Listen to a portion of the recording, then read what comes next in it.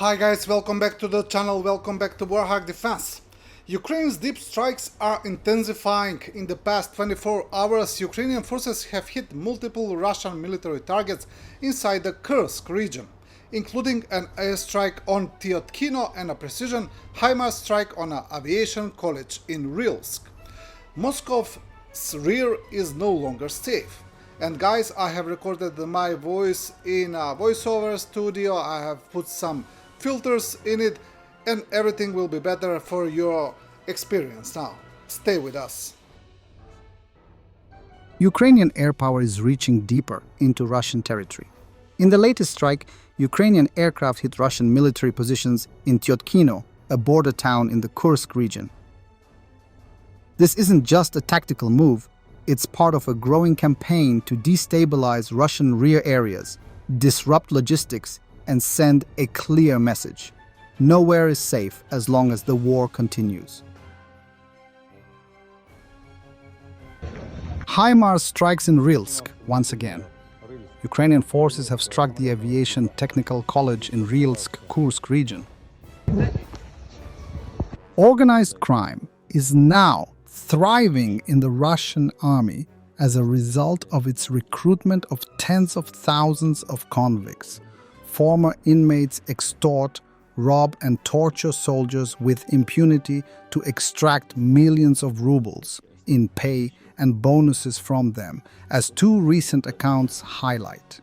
Alexander Vladimirovich Efremov of the 9th Separate Motorized Rifle Brigade, Military Unit 71443, told his wife that, "If you don't find the money soon, they'll kill me."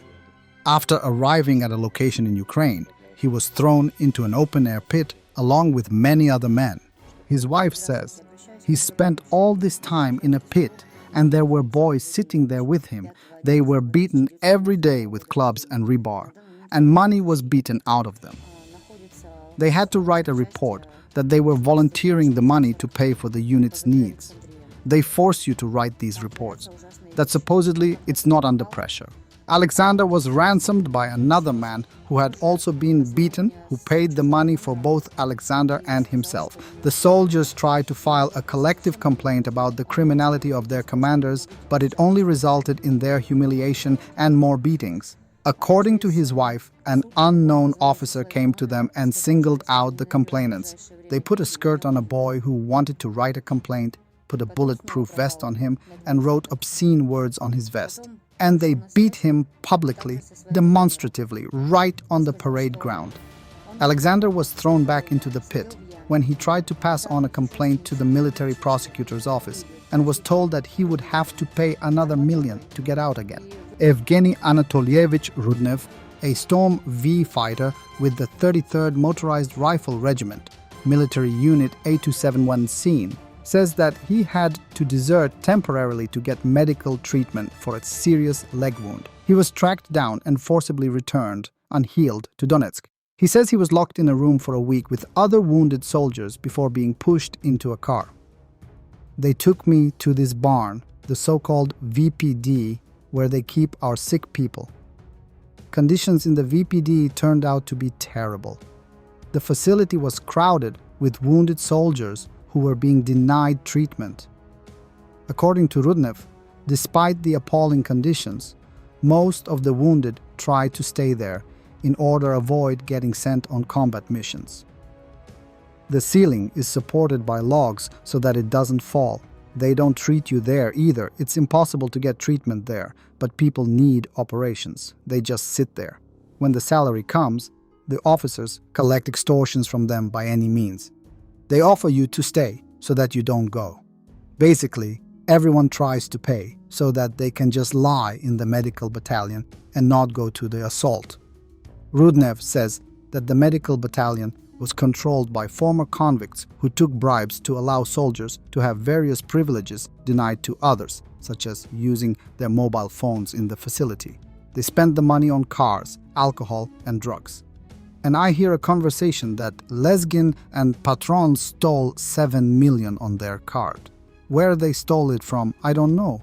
None of them go to depots or anywhere.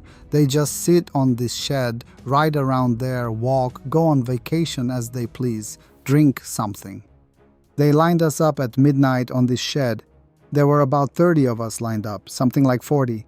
They took everyone's phones. They very persistently demanded the passcodes for the phones. At the end, when they took all the phones, they put me in the middle of a circle and started explaining that it was because of me. That is, they are creating a conflict situation. They are setting the department against me with all this. After this, other soldiers began threatening Rudiev with violence, and he continued to experience pressure from the commanders. He decided to desert again, as by now he feared for his life. Now let's see Russian assault bikers in action.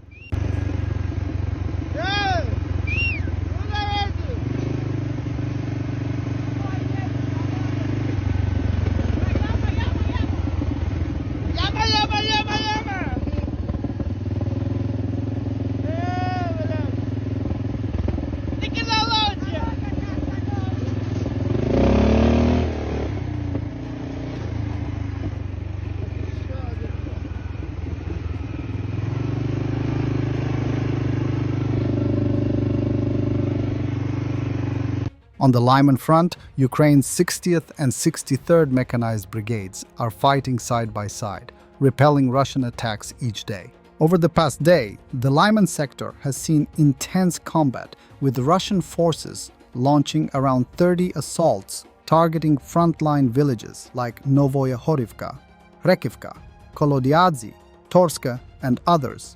This fighting is part of a broader push.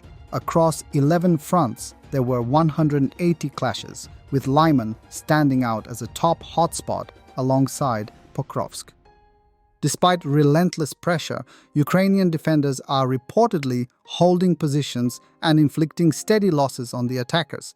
But the situation remains precarious as Russia continues to deploy mass infantry waves and drones to try and break through. Ukraine faced one of the largest overnight air assaults in recent weeks. According to President Zelensky, over 300 strike drones and more than 30 missiles were launched by Russia, targeting critical infrastructure and civilian areas. Explosions were reported across multiple regions. Sumy, Odessa, and Pavlohrad were among the hardest hit. Rescue teams are still working through the wreckage, and air raid alerts continue as drone threats remain active in the skies. Zelensky emphasized that this scale of attack is only possible because Ukraine's air defense remains overstretched. He called on Western allies to urgently ramp up joint weapons production, invest in drone technology, and accelerate delivery of air defense systems. All this saves lives, he said. Ukraine needs it now, not months from now. The message is clear. Ukraine is not just fighting a war. It's fighting to survive nightly barrages that aim to exhaust its defenses and terrorize its people. Without faster international action, these attacks will only intensify.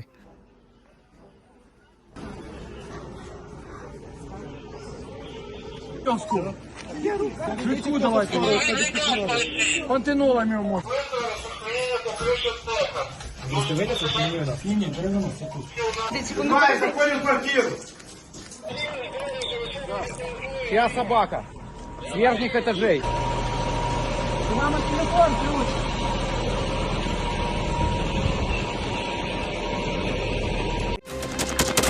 Thanks for watching, and don't forget to subscribe.